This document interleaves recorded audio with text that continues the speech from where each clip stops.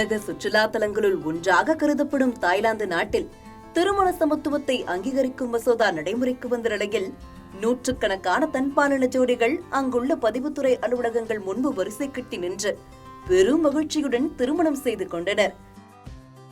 பிரபல தாய்லாந்து நடிகர்களான ஆப்பி வாட்ஸ்ரீ மற்றும் சாபன்யோ பனாட்கொல் ஆகியோர் ஒரே வண்ண ஆடையில் தோன்றி பாங்காங்கில் உள்ள பதிவுத்துறை அலுவலகத்தில் தன்பாலின திருமணம் செய்து கொண்டனர்.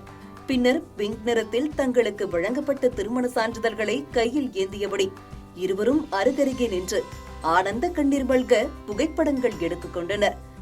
ஆப்பி வாட்ஸ்ரே சாபன்யோ பனாட்கொல் போன்ற நூற்றுக்கணக்கான தன்பாலின தம்பதிகளின் பல ஆண்டு கனவு தற்போது நினைவாகி உள்ளதால் அந்நாட்டில் தன்பாலின சேர்க்கையாளர்கள் உணர்ச்சி பூரிப்பில் திளைத்து வருகின்றனர்.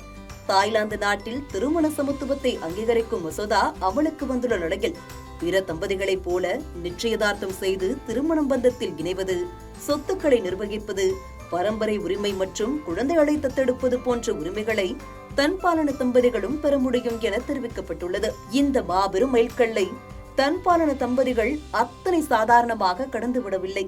பெரும் போராட்டங்களை சந்தித்தே திருமண அங்கீகாரம் என்ற சுதந்திரத்தை அவர்கள் தங்கள் வசமாக்கி உள்ளனர். கடந்த சில ஆண்டுகளாக தன்பாலின சேர்க்கையாளர்கள் தங்கள் ஆதரவாளர்களுடன் நடத்திய பல கட்ட போராட்டங்களே இந்த வெற்றிக்கு வித்திட்டன.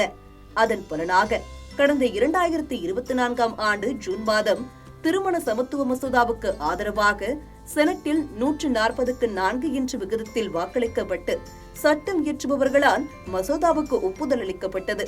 தொடர்ந்து செனட் குழுவுக்கும் நீதிமன்றத்துக்கும் அனுப்பி வைக்கப்பட்ட திருமண சமத்துவ மசோதா பின்னர் மன்னரிடம் இருந்து அரசு ஒப்புதலையும் பெற்றது. திருமண சமத்துவ மசோதாவை நிறைவேற்றியிருப்பதன் மூலம் தாய்லாந்து நாடு தன்பாலின தம்பதிகளின் புகலிடமாக மாறியிருப்பதை அடிக்கோடிட்டு காட்டிருக்கிறது. இதன் மூலம் தென்கிழக்கு ஆசியாவில் திருமண சமத்துவத்தை அங்கீகரிக்கும் முதல் நாடாகவும், ஆசியாவில் தாய்வான் மற்றும் நேபாளத்துக்கு அடுத்தபடியாக 3வது நாடாகவும் தாய்லாந்து உள்ளது. கடந்த 2023ஆம் ஆண்டு இந்தியாவிலும் தன்பாலின திருமணங்களை சட்டப்பூர்வமாக்கும் முயற்சிகள் மேற்கொள்ளப்பட்டன.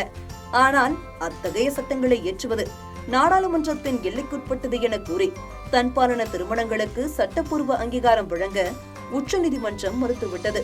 இதனால் தன்பாலின சேர்க்கையாளர்களின் உரிமைகள் அங்கீகரிக்கப்பட்டாலும் அவர்கள் திருமணம் செய்து கொள்வது என்பது சட்டவிரோதமாகவே உள்ளது என்பது குறிப்பிடத்தக்கது.